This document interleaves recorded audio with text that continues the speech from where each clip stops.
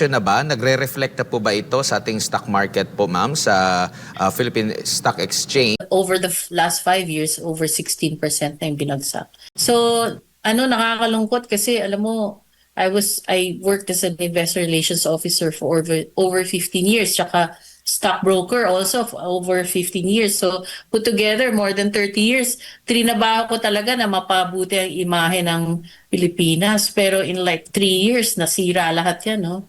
Kasi ang laki na ng binagsak ng market, tapos wala ng investor confidence. Is it dahil lang dito sa usapin ng korupsyon? Pero andyan na yung korupsyon eh. Meron po bang mismanagement, maling pulisiya na naipatupad, Ma'am Cora? No, kasi pag titignan mo yung fundamentals ng mga companies naman na nakalist sa stock market, magaganda ang fundamentals nila. Ang talagang wala is confidence, kumpiyansa. Nakita mo naman sa GDP growth natin, ang laki na nag-slow down na siya.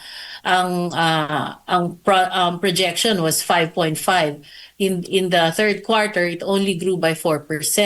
So malaking binagal ng ekonomiya natin. Ang tingin ko for next year, babagal pa yan. Kasi nga, konti yung investments.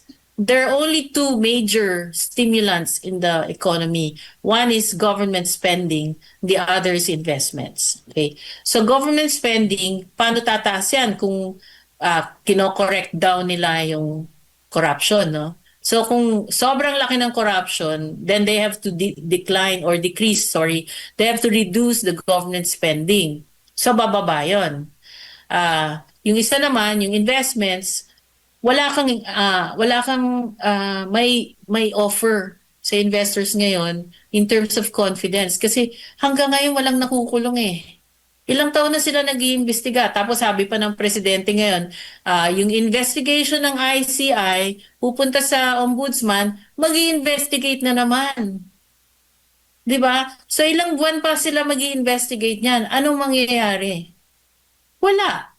So, ang tinitingnan ng maraming investors ngayon is governance, good governance. If you don't have good governance, what's there to offer? Even if your companies that are listed in the stock market are among themselves very well governed, you know, maayos yung mga kumpanya natin, yung mga fundamentals nila. Pero kung yung macro, yung ekonomiya ay nanghihina, eventually manghihina rin tong mga kumpanyang to kasi yung sales nila babagsak at saka walang impetus for growth.